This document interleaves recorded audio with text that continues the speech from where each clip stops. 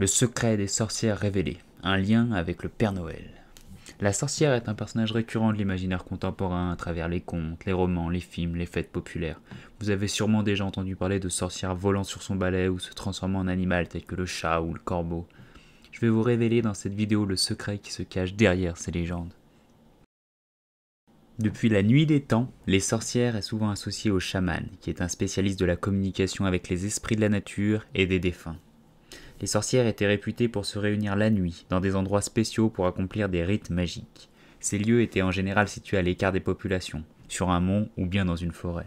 Ces fêtes étaient organisées en l'honneur du dieu cornu, de la fécondité et de la nature, que l'Église associera par la suite au diable.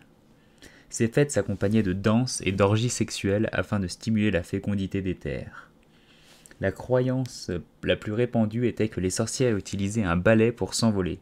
Ces femmes utilisaient en effet pour cela un onguent à base de drogue.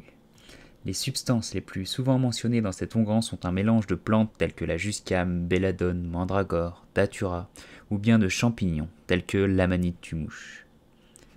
Le manche de leur balai était ainsi enduit de ce produit, son extrémité étant introduite dans le vagin, contenant des muqueuses sensibles, ou frictionnée sur la vulve, afin de favoriser la pénétration de la drogue hallucinogène dans le sang.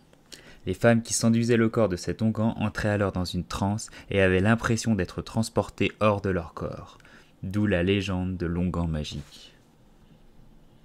La transe, ou transport spirituel, est un état modifié de conscience impliquant un dédoublement, le vécu d'une division ou multiplication de personnalités, corps, âme, esprit propre, esprit étranger, l'impression de subir certains phénomènes psychiques tels que l'autonomie de l'âme ou l'incorporation d'un esprit.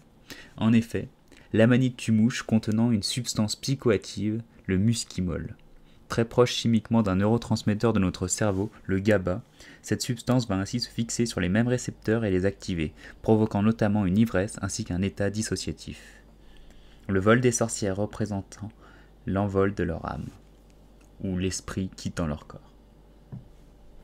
Les sorcières étaient alors en mesure de se métamorphoser en animaux, ou plus exactement, d'accueillir un esprit animal dans leur corps. Elles étaient ainsi possédées par un esprit étranger. L'Église ne tarda pas à condamner au bûcher ces femmes possédées par le diable, assimilant la pratique de la sorcellerie à de l'hérésie, ou définissant celle-ci comme dérivant directement de l'invocation des démons. Et quel est donc le rapport avec le Père Noël dans tout ça ? Eh bien, l'amanite tumouche, le fameux champignon, était largement utilisé comme antéogène chez la plupart des peuples autochtones de Sibérie. Dans cette région du Nord, les rennes sont également très friands d'amanite tumouche. Ils s'intoxiquent après avoir mangé ces champignons en donnant l'impression qu'ils sont enivrés.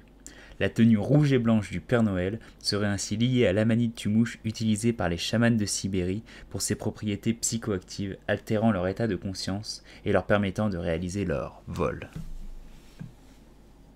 Et voilà, vous savez à présent tout sur le secret des sorcières et le lien avec le Père Noël. Si vous avez aimé, laissez-moi un joli pouce bleu, abonnez-vous et n'abusez pas des champignons.